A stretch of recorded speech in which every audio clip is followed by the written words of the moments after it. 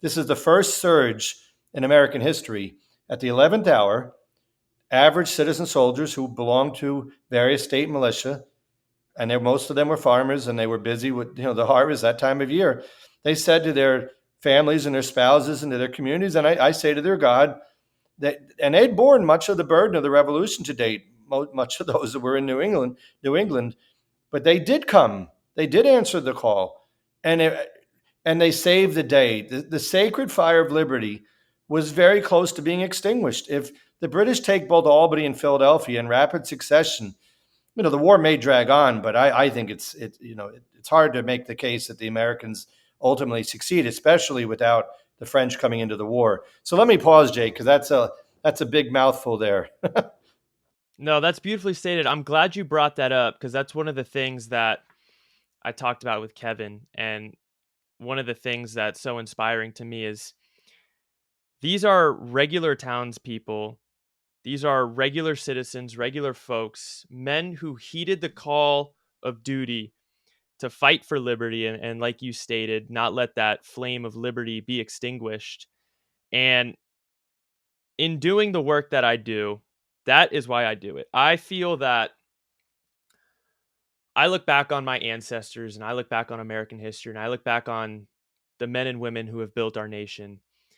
And I feel that I have been passed down a flame. I've been passed down a torch, and it's my responsibility to carry that torch and to tell their stories. And it fills me with so much pride as an American to tell those stories and to bring to light the trials and tribulations that our ancestors, our patriots have gone through to keep that flame of liberty burning, to keep America as that beacon on the hill. And to the greater point that you made of kind of zooming out and seeing how all of it is connected and not just looking at the story here at Saratoga and seeing how it's all connected is a great point. And that's one of sort of the epiphanies I've had as I've studied history and developed a more comprehensive understanding of how the events play into each other and lead to the next.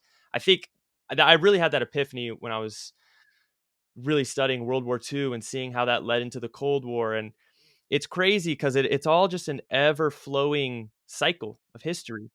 I was going to shift the focus a little bit to not just looking at Saratoga as a military victory and a turning point strategically and militarily, but it showed the world that a group of citizens, a ragtag army who was fighting for what they believed in, could stand up to the greatest empire in the world at that time. And that's really what secured that French assistance. And I want to tie it into film here. I think you can really sort of tie this into Rocky. I mean, at the end of the day, it's an underdog story. Well, there's so many things to talk about here. I loved the former General Colin Powell, and he had thought that the American GI should have been nominated as the person of the 20th century for all that they did in World War I and World War II, et cetera. And I often quote Ronald Reagan. It was one of my heroes growing up, and he always said to Americans, "Never forget your heroic origins." And it's sometimes that's not the ethos that's sort of inculcated or in the spirit in the schools, and that needs to be fixed truly.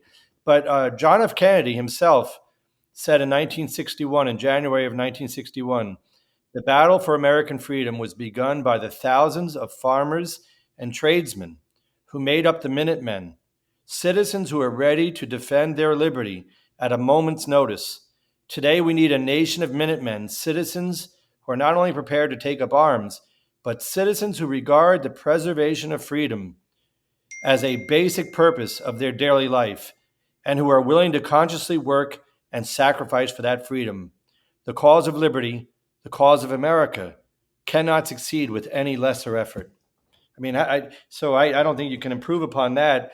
And also, I would, I love the analogy of the shining city on the hill. And I'm forgetting the wonderful. He's about 103, the American paratrooper who was over at the 80th anniversary on D-Day. And I'm sorry I can't summon his last name now.